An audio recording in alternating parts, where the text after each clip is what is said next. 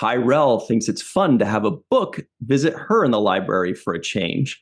The archive has an oubliette, and Hesperians really know how to party. Hello, everybody, and welcome to The Seventh Rule with Cirroc Lofton. Hello, hello. My name is Ryan T. Husk, and today we're doing a review of Star Trek Discovery Season 5, Episode 8 already, Labyrinths, written by Lauren Wilkinson and Eric J. Robbins, directed by Emmanuel Osei-Kuffour. We've got two very special guests. We are over the moon excited.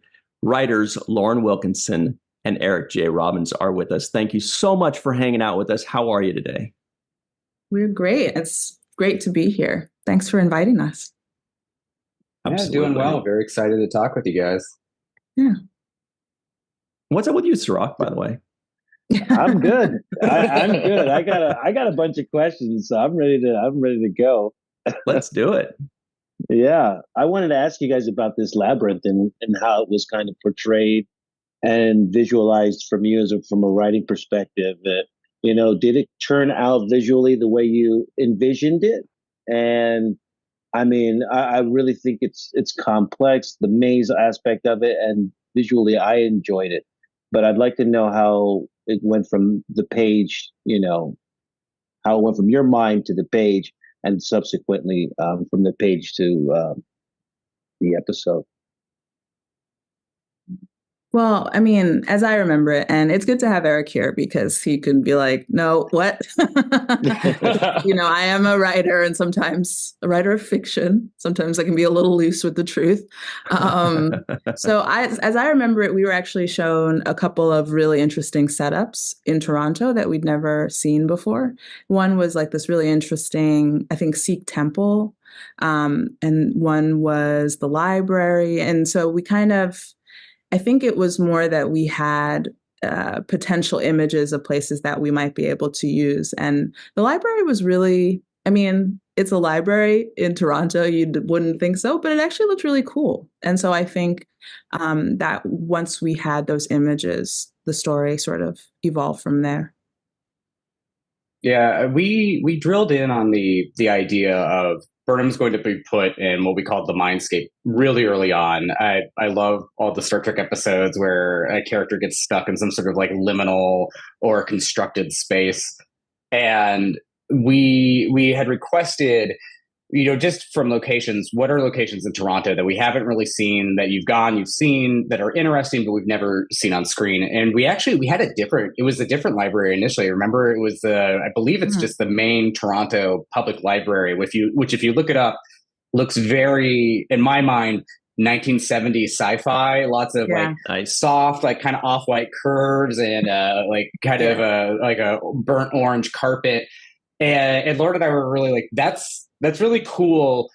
I think one of the reasons we ended up at the location we did, which was a different library, which I believe is a rare book library in Toronto, and we were the first show to ever shoot in it, was there was definitely, I think the 70s aspect of the library appealed to me, but I could see in the style of our show, it may have been a challenge. It may have ended up being a lot more visual effects work to make it look sci-fi than we wanted. But then Locations goes, hey, wait a minute. There's another library in Toronto that nobody's ever shot in, but we think we can get it for you. And they sent us the pictures of the library, the rare book library. And Lauren and I were like, oh my gosh, like, don't fall in love with it. Don't fall in love with it because these things can be so fleeting. And I remember Michelle Paradise, our showrunner, came back and she goes, we got it. She's like, you guys have that library. And obviously there's as we get into it, we'll tell you a little bit more. We had to build some sets too. For a lot of the bookshelf stuff that we did is a mixture of practical location and shelves that we built that we could make modifications to. Mm-hmm. Actually, I would love to get into that because I was hoping to talk about this library, and Cirroc beat me to it. First of all, locations people, unsung heroes. I just want to give a shout out to the people that work locations. They're telling a story. True. When they're finding something, they're interpreting your story and they're also telling their own. And I think they're unsung heroes a lot of times, and they gave you a win this time. Can you tell us a bit more about this library? Because I was trying to figure out, like, it's obviously there's more to this. Like, there's no way that this library that you found is that big and that many levels and so much. So what did they add, or did you walk through the locations? Are you aware of what was added exactly? I have somewhat of an idea. Lauren, do you remember what we built and what was practical? No. Can I just preface this as I was 8 months pregnant at the time, so my head was somewhere else. Definitely. But yeah. And So, this was I've got a tough question nut to for you crack. for that too. Yeah, I've got a question for you.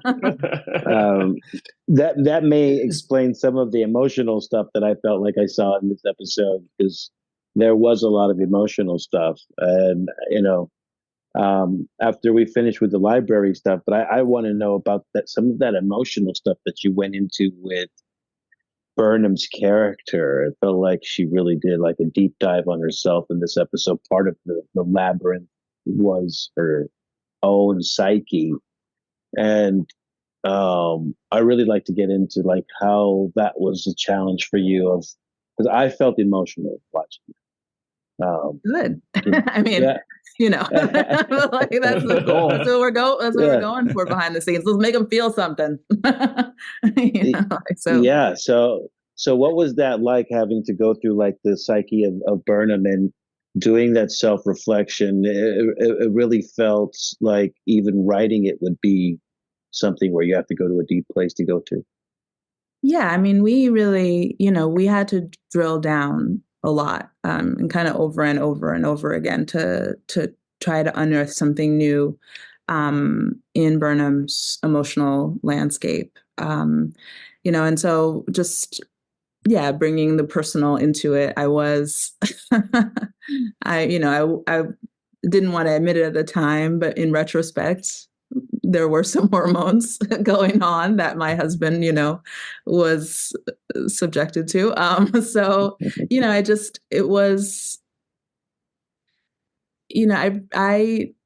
I just wanted to see, I think we both wanted to see a new side of this character who sometimes gives, just, we wanted to see her be vulnerable, I guess. I think is maybe one way to say it, because we don't often, she's the best. Burnham excels at what she does, but what's behind there? What are the moments where, she doubts herself? So I guess, that's where it was for me. And then I had plenty of moments of doubt that I could draw from, personally, just because I was looking at being a parent for the first time, and there's plenty of room for self-doubt and self-reflection in that kind of situation. So, yeah. Now, that tough exterior that she wears is something that kind of got peeled back a little bit in this episode. Sorry, Ryan. No, please go ahead. This is like really like some meaty stuff here, because I think about my own experience as an actor doing the Visitor episode, where I have to go through this Sisko dying and my recreating or reliving that, essentially living in that space. And I felt like there was an element of that in this episode, because initially in the emissary meets with the prophets, and the prophets tell him that he's living in the space where Jennifer dies, like he's stuck in that moment. And I felt like that was almost the theme of this episode, where Burnham is stuck in this space where she's trying to find that peace with Book. And she feels this regret that it didn't go out the way she turned. And I felt like that was really something you guys dug deep into. And that exterior, that tough exterior of having to wear all of this pressure of being a successful captain and the responsibilities that come with it, also comes with this kind of insecurity that she has deep-seated.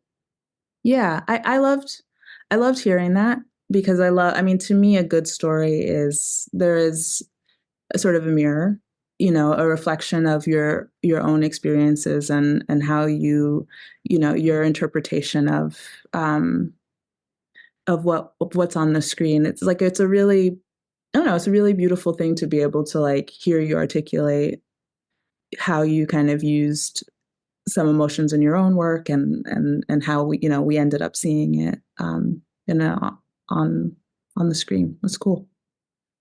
Well, like Deep Space Nine, you mentioned The Visitor, but Deep Space Nine to me, and Lauren is also, we talked a lot about Deep Space Nine because to me, Deep Space Nine is like the pinnacle of Star Trek in terms of what it was able, like the themes that it was able to address, the complexity that it never really compromised on, whether it was the Dominion War or other aspects. But at the emotional core of Deep Space Nine, and Cirroc, you know this better than everyone, is Ben and Jake. It is their relationship is the heart of that show. And also one thing, Lauren, we talked about this a lot, and please jump in if you want to elaborate or expand further. But we talked a lot about one thing that I always loved about Deep Space Nine is, in the moment, I don't think it got the appreciation that it gets now for people understanding that it was a very, very, very progressive portrayal of especially like Black fatherhood in 90s television.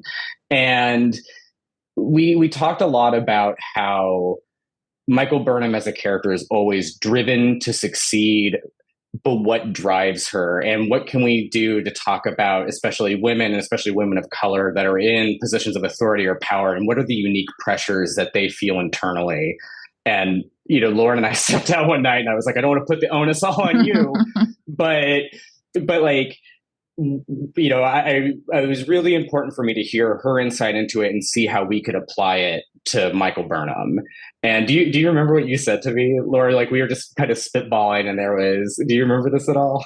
I remember this conversation, but I don't remember like a specific, but I do remember it being a really interesting conversation. And I really wanted to be like let's make this a really complicated racial metaphor in like 45 minutes. But like I could, we don't really have the time or space, but like I do remember wanting to kind of really go push it as far as we could, and you like being 150% on board with that, which was awesome. So when I just remember we were really searching for what are we trying to say about our modern world, because obviously science fiction are stories of the future, but it's being watched by audiences here and now, and how do they see their lives and their experiences reflected in it.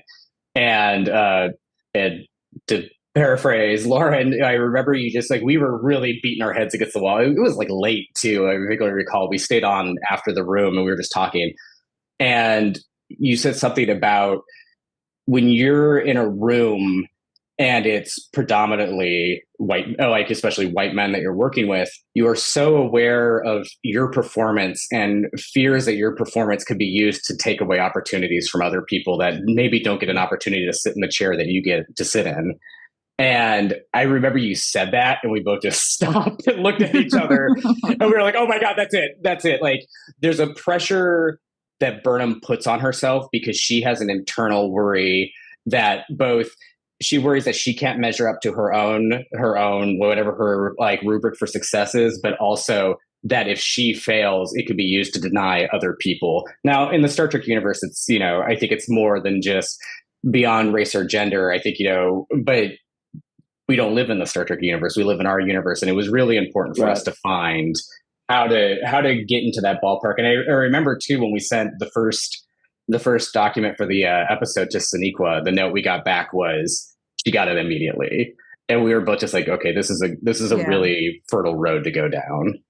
I feel like Sonequa is such a great lead for, just because like she understood exactly what we were trying to get at just based on her own experience. It resonated with her, but B, she's just so like supportive. And I not accused, but I had some suspicions that they had a Black female writer in the room. Took 5 seasons, but I know that Sonequa helped open that door for me. And I sort of was like, asked it as a statement. She was like, didn't want to, say, because she's a modest, lovely person. But I believe that is true. And I think that is how a great example of how you can kind of use your power. It's the opposite of the fear I was articulating, right? Of being like, I'm the only one here, so, they're going to shut the door behind me. She's like, no, puts her foot in the door,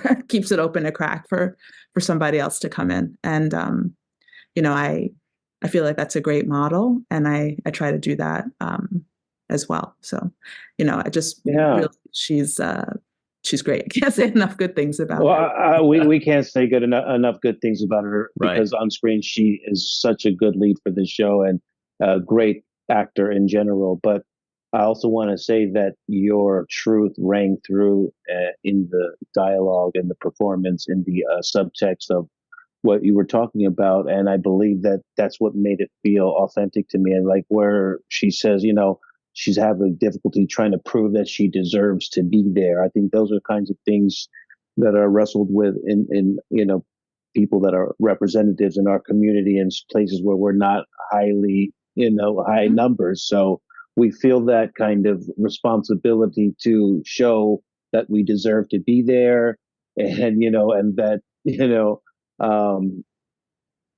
we're also trying not to fail as well, right? There's like that kind of pressure as well. It's like a higher level of not trying to fail.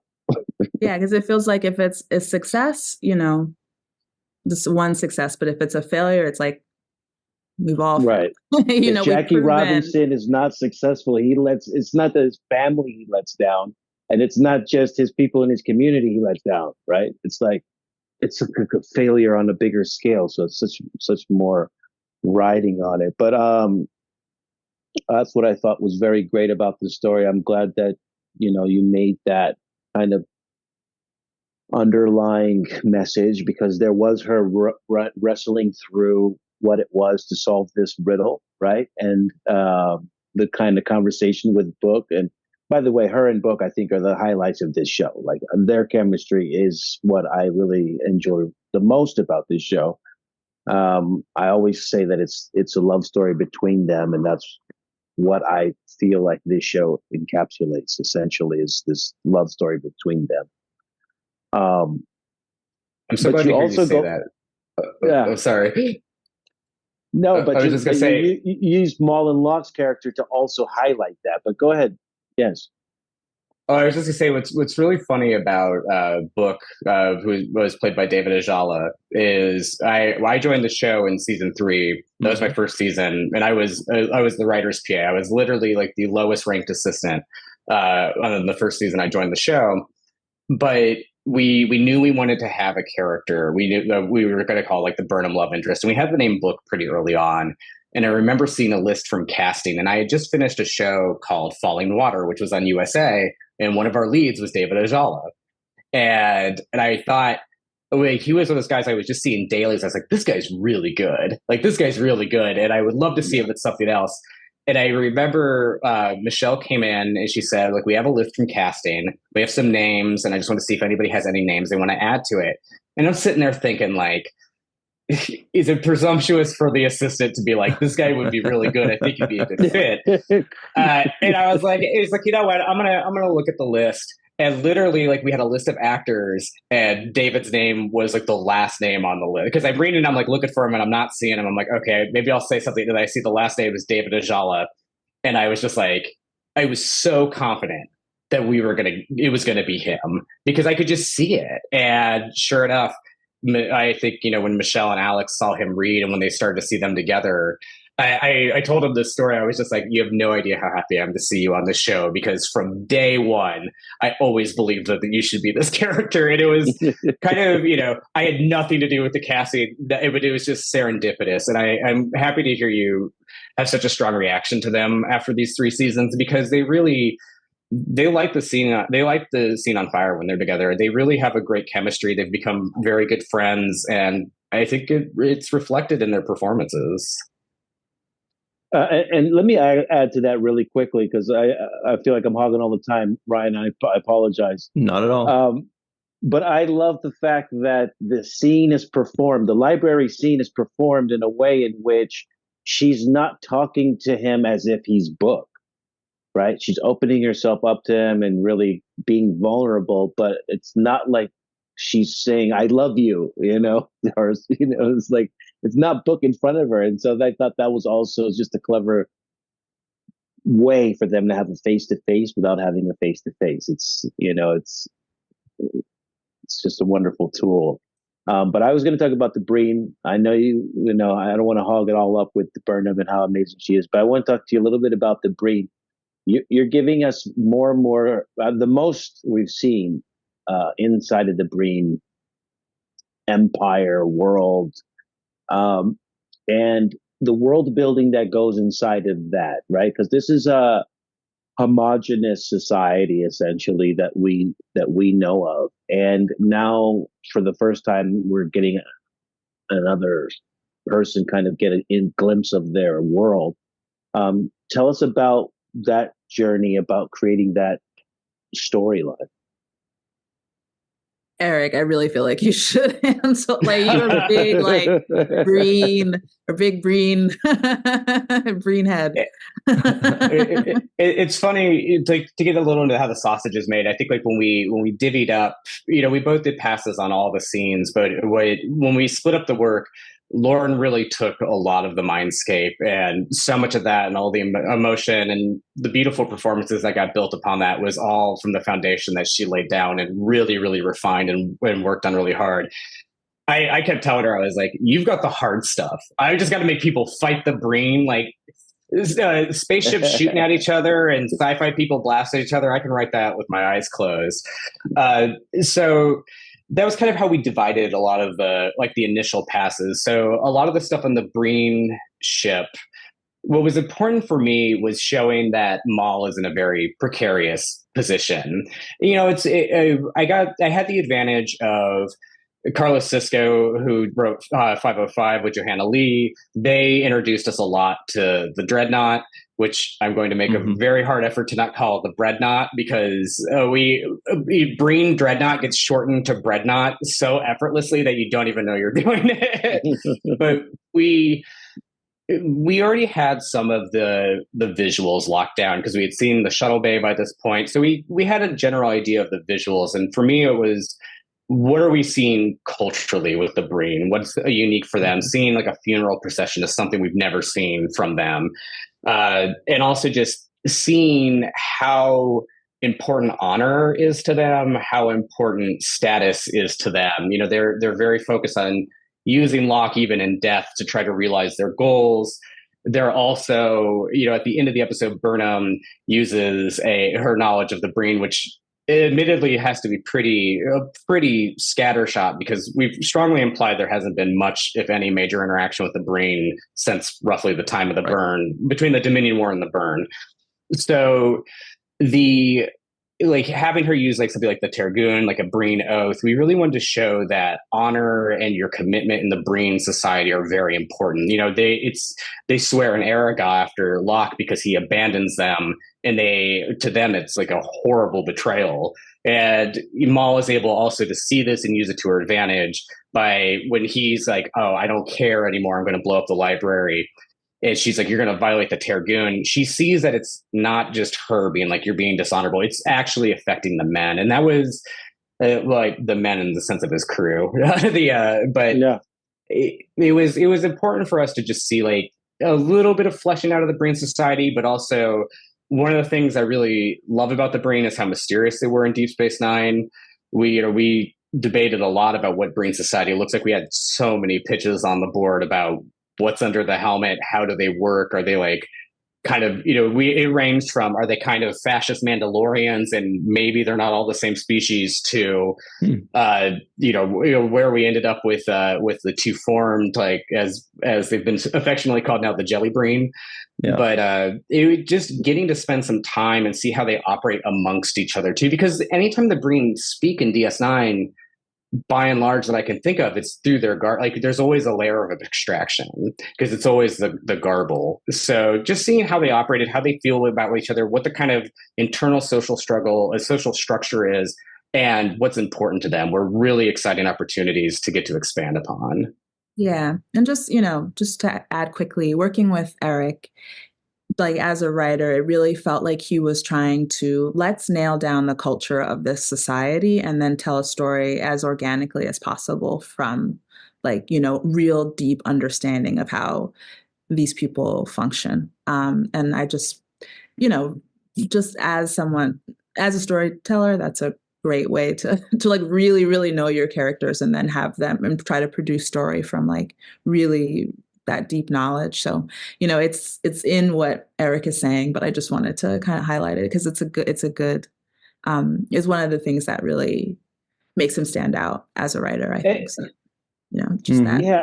And I want to add one other little comment to that too, is this is confirmation for me that there is individuality even in what we consider homogenous or stereotypical flatlined ideas. So we think of any one of the Star Trek alien races as, you know, an umbrella of people almost in a stereotype way.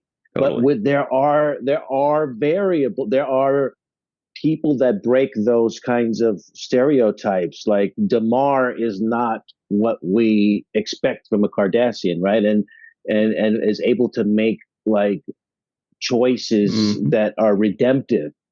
And we see that amongst other races inside of you know, different alien races inside of the Star Trek. And I think this is also proves true here with the Breen. You would think, oh, all the Breen are murderers and they're all cool with destroying every, you know, artifact inside of this holy sanctuary of the library.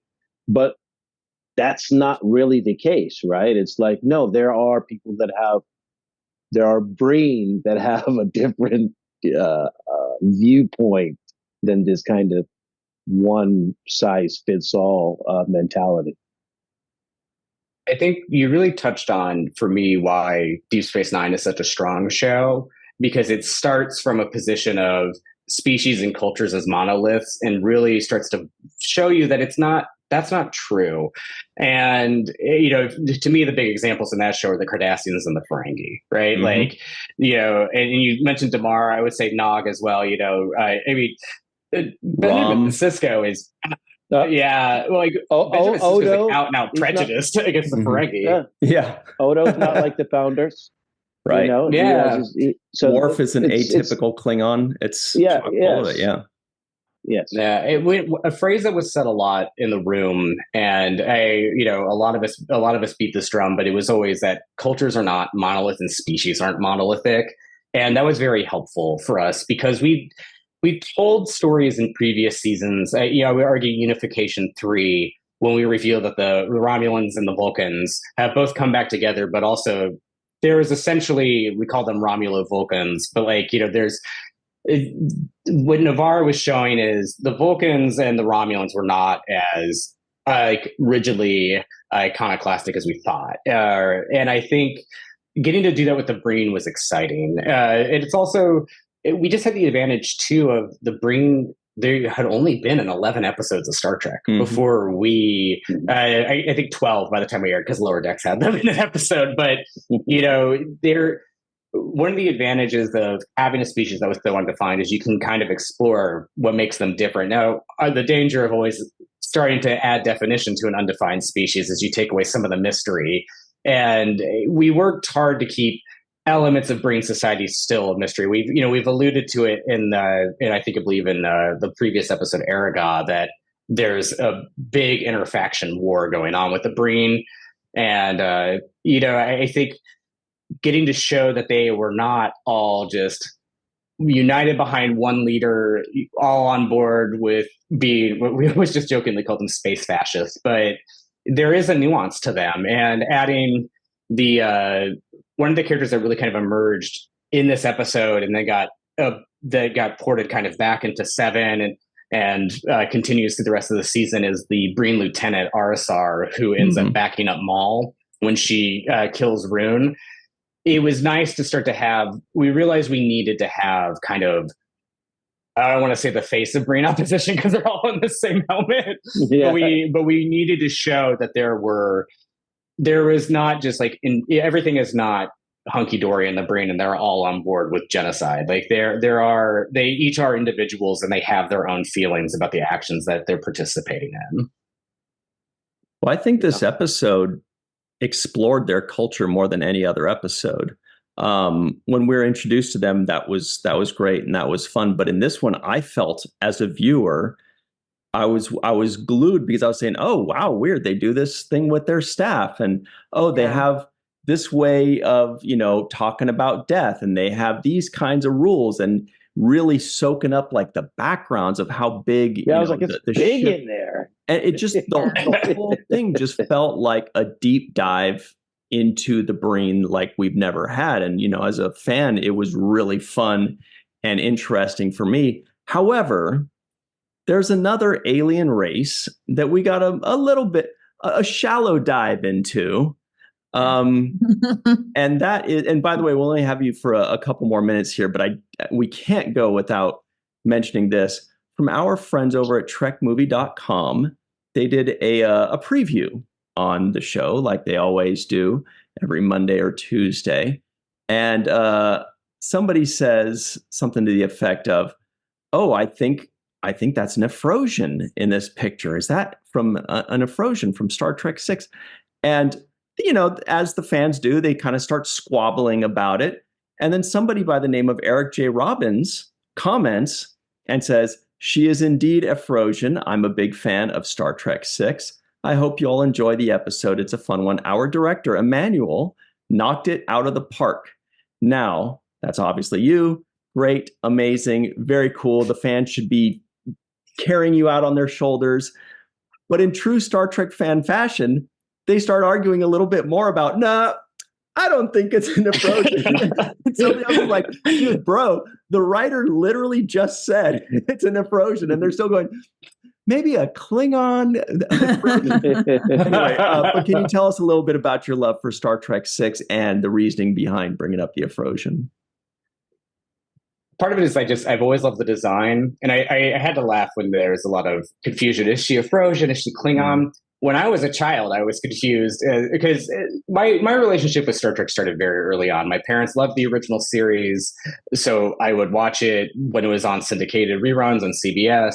And I was, we've talked a little bit about this, but I grew up in rural Arkansas. I did not have TV growing up. I had an antenna in the woods to try to get over-the-air broadcast, and it was woefully inadequate. But thankfully, CBS came in sharp enough that I could watch old Star Trek. But I would rent movies all the time, and I don't want to take all the.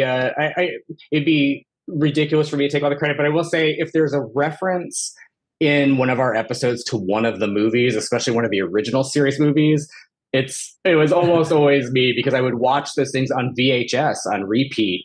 And I've always loved Star Trek 6. To me, I think it is probably everybody loves Wrath of Khan, and it is rightfully kind of, lauded as probably the pinnacle for Star Trek features. But for me, Star Trek 6 is woefully overlooked. I think it's great. I got a chance to talk with Nicholas Meyer during the strikes and just tell him, I love Star Trek 6. And he's like, most people come up talking about Wrath of Khan, Eric.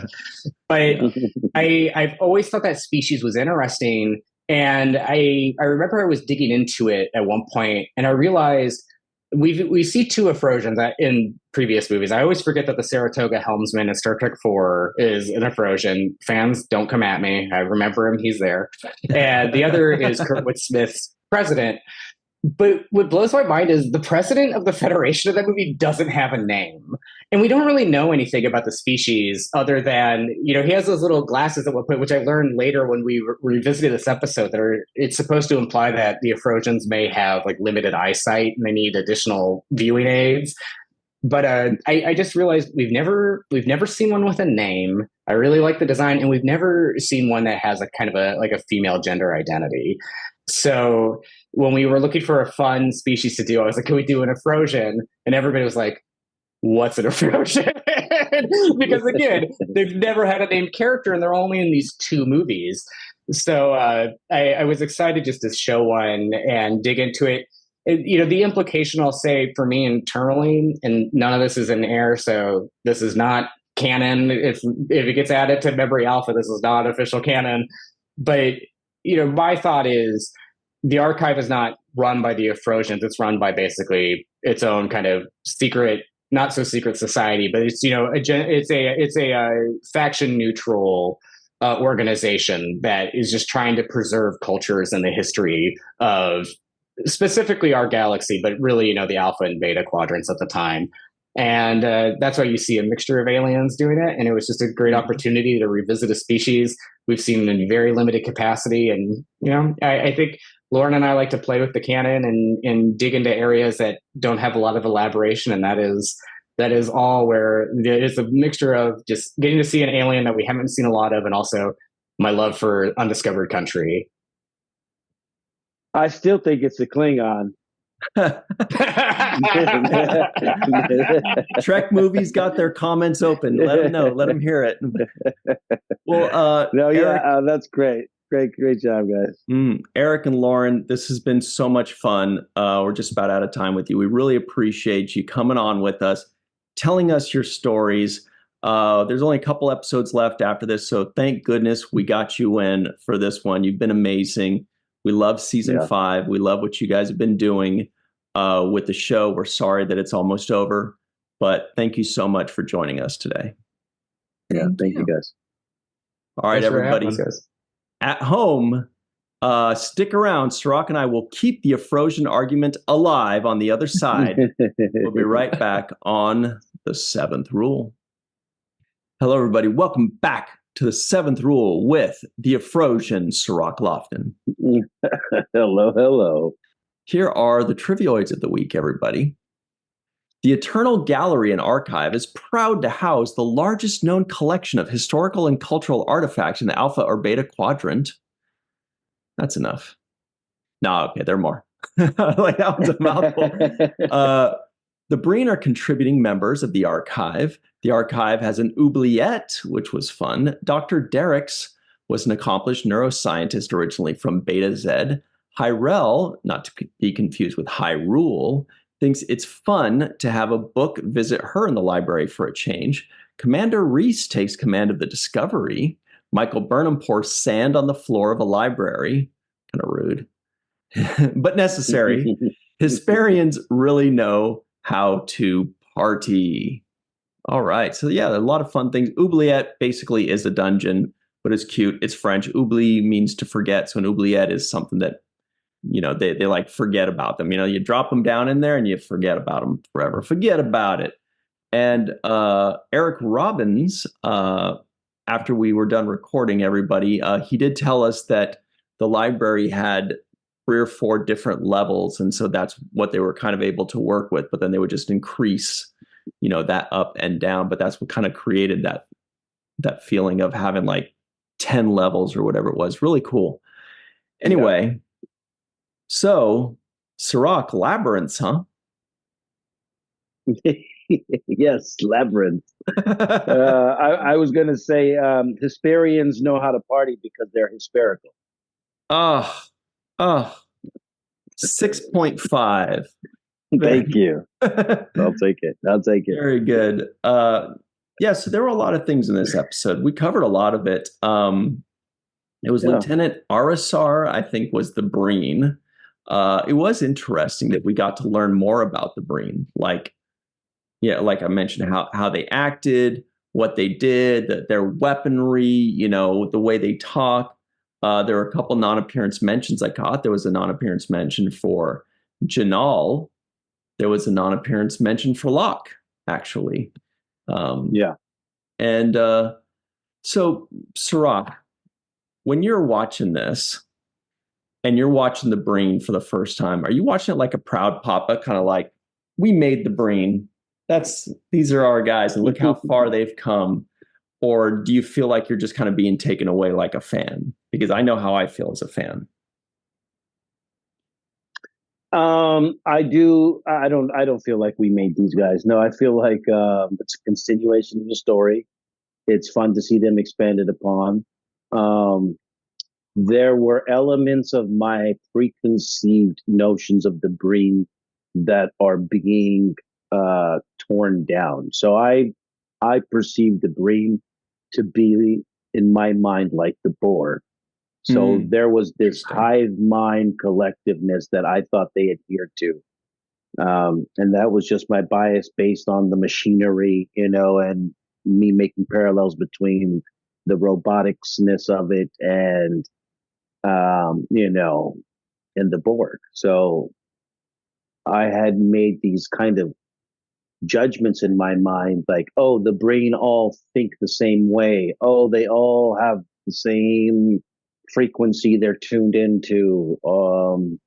They may communicate without to each other without even making sounds. So there were certain things that I was thinking about the Breen that I had no idea really what. I just fill in the blank with my own imagination, and so they're actually removing some of those fill in the blank moments that I have and placing them with actual canon.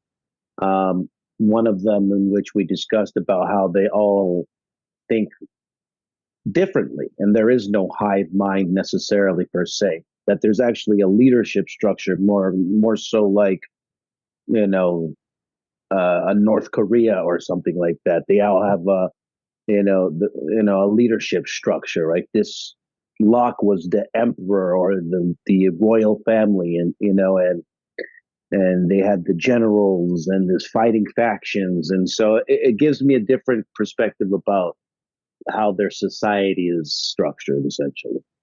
Yeah, and I was loving the conversation about the character that's the exception to the rule of their culture. Star Trek is very well known for doing that. I mean, that's what makes the character interesting. You create this race, this culture, and then you get the exception. Like, look at Rom, right? Totally not a Ferengi.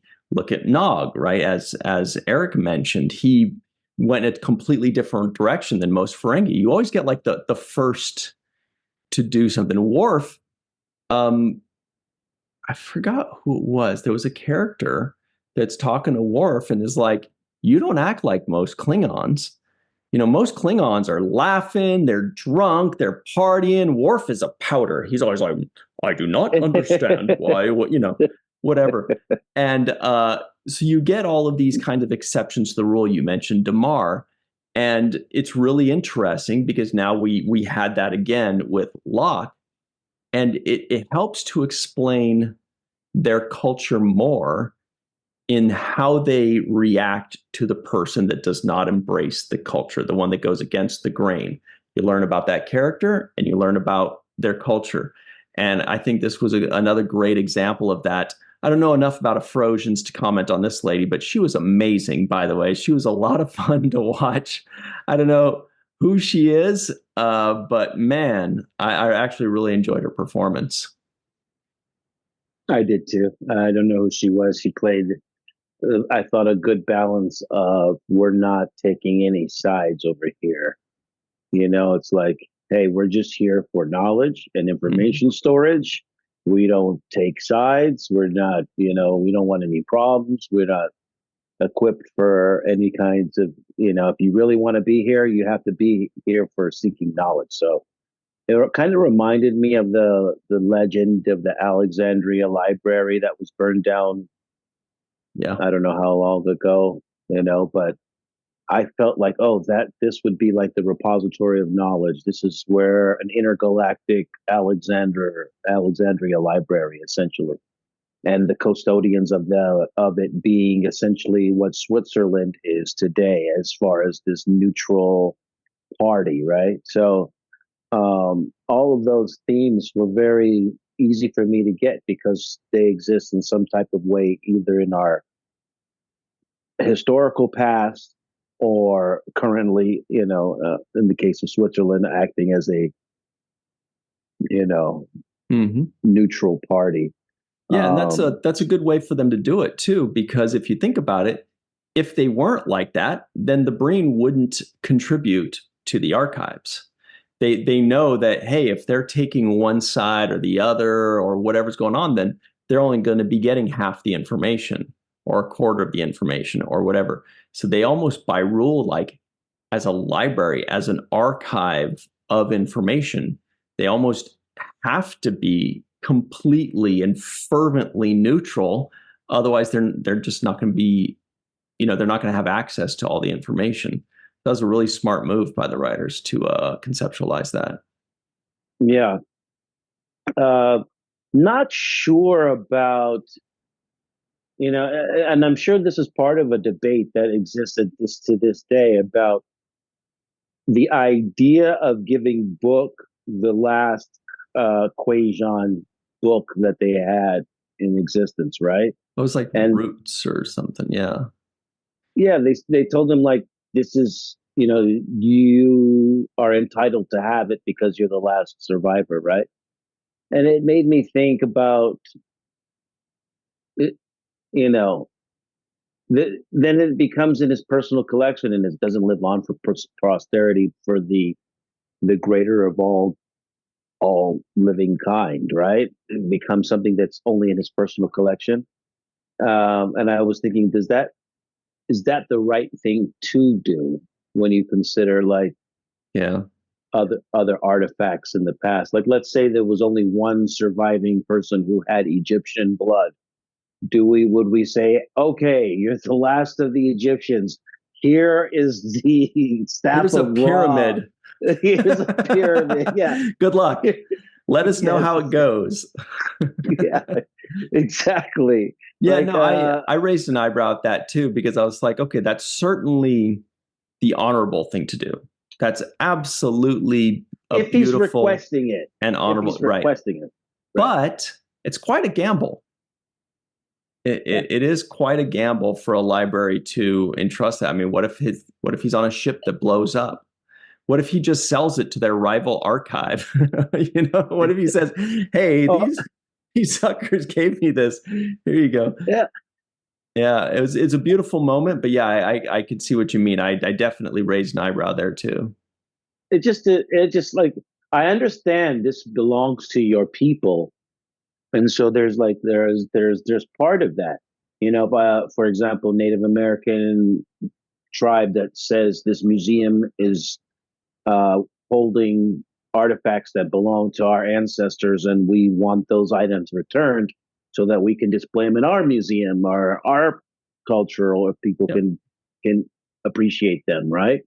Yeah, I get the argument there, but in this day and age, at this time in the future, and him being the last surviving member, essentially, I would think there's better ways to have that be in his possession. For example, replica. They could replicate it and say, "Here, this is the last one, and we're going to make a copy of it. Mm-hmm. You'll have the only other copy in existence," or something to that effect. Yeah, I was thinking it, and hear me out on this, by the way.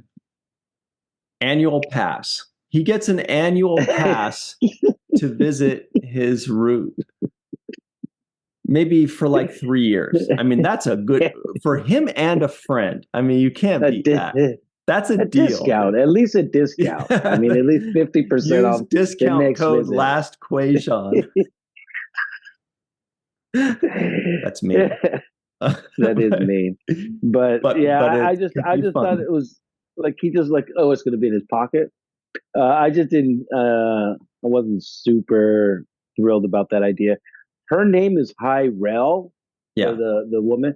I loved her performance again. She just seemed really like a librarian, like just like, these are the rules. And what was funny was the intro of her coming on saying, "These are the rules and this is what to expect." It reminded me of the video they play when you go on an airplane about the safety rules and regulations. Like, the air mask will drop and make sure you put it on first before you put on another one. And right.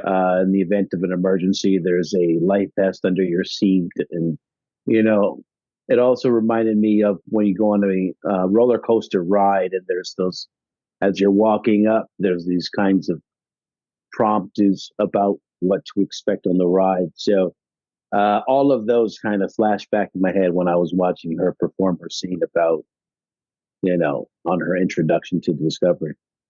Her name is Elena Huatco, Juatco, Huatco.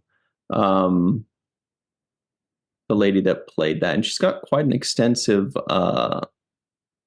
IMDb page, quite the extensive career already, starting in 2008. But yeah, it was clear that, why they chose her. She nailed it. She was great. She was fun. She was interesting. And she just made us want to keep watching, like going like, oh, who's this? What's she going to say next? She really kind of embodied a new type of character that makes us be interested. I don't think we'll ever see her again, as in this character, but it was a great one. It was very good, and I wish her great success because she nailed this role. She was in Schitt's Creek. What a deal!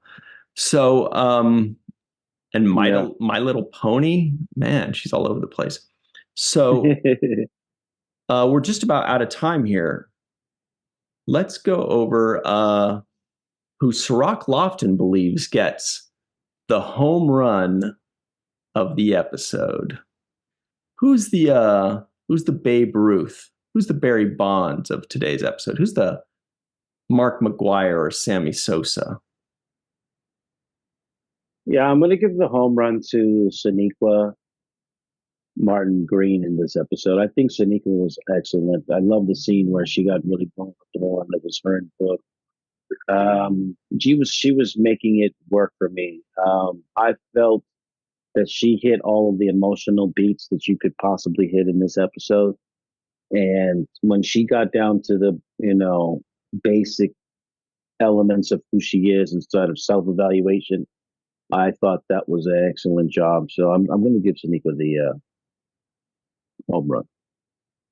Awesome. Yeah. I think I'm going to give it to the actress that plays the Afrosian, Elena Huatko or Chuatko. Everybody let me know in the comments below. Is it Huatko? How you pronounce that? Either way, I think she gets the home run of the day. For me, the home run of the episode, really, really fun, really interesting. Not a ton of Afrosians out there, so it was kind of an open book, but clearly she had to audition, and the people watching the audition were like, she's nailing it. This is our Afrosian. So good for her. Great job. Also very, very cool having the writers today. They knocked it out of the park as well. We love them. Lots of fun. Let's talk about some other people who are also a lot of fun. Homer Frizzell, not you.